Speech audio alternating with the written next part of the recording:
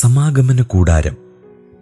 മരുഭൂമി പ്രയാണകാലത്ത് ഇസ്രായേലിൻ്റെ മധ്യേ ദൈവനിവാസമായി നിർമ്മിച്ചിരുന്ന താൽക്കാലിക മന്ദിരമാണ് സമാഗമന കൂടാരം.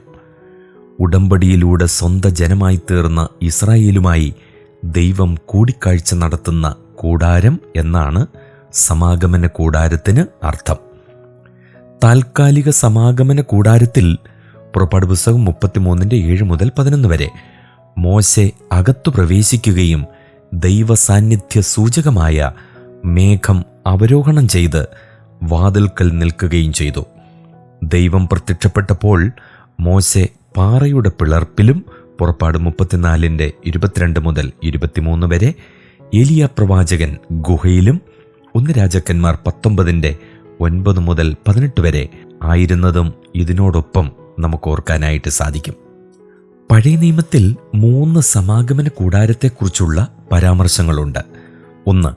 ഇസ്രായേൽ ജനം സ്വർണ്ണ കാളക്കുട്ടിയെ ആരാധിച്ചതിനെ തുടർന്ന് മോശെ നിർമ്മിച്ച താൽക്കാലിക സമാഗമന കൂടാരം. പുറപ്പാട് പുസ്തകം 33:7-13 വരെ.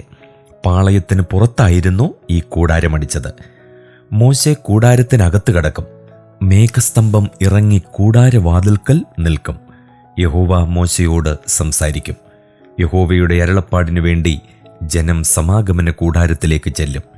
ഈ താൽക്കാലിക സമാഗമന കൂടാരത്തിൽ കർമ്മങ്ങളും പൗരോഹിത്യവും ഉണ്ടായിരുന്നില്ല. രണ്ടാമത്തേത്, യഹോവ മോശയ്ക്ക് നൽകിയ നിർദ്ദേശപ്രകാരം നിർമ്മിക്കപ്പെട്ട സമാഗമന കൂടാരം. ഇതിനെ സംബന്ധിക്കുന്ന വിശദ വിവരണം പിന്നാലെ നമുക്ക് പഠിക്കാം. 3.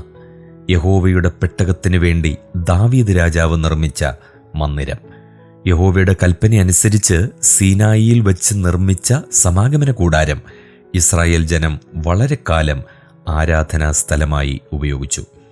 യോശുവയുടെ കാലത്ത് അത് ശീലോവിൽ പ്രതിഷ്ഠിച്ചു. യോശുവ 18:1. ശീലോ എഫ്രൈം ഗോത്രത്തിലായിരുന്നു. ശമൂവേൽ പ്രവാചകന്റെ കാലത്ത് മിസ്പയായിരുന്നു ആരാധനാ കേന്ദ്രം. 1 ശമൂവേൽ 7:6. ശൗലിന്റെ കാലത്ത് കൂടാരം നോബിലായിരുന്നു. 1 ശമൂവേൽ 21:1-9 വരെ. മർക്കോസ് 2:25-26 വാക്യങ്ങൾ. തുടർന്ന് കുറേ കാലം സമാഗമന കൂടാരം ഗിബെയോനിലായിരുന്നു. 1 ദിനവൃത്താന്തം 16:39. സിയോൻ പർവ്വതത്തിൽ ഒരു കൂടാരം നിർമ്മിച്ച് യഹോവയുടെ പെട്ടകത്തെ ദാവീദ് അതിൽ പ്രതിഷ്ഠിച്ചു.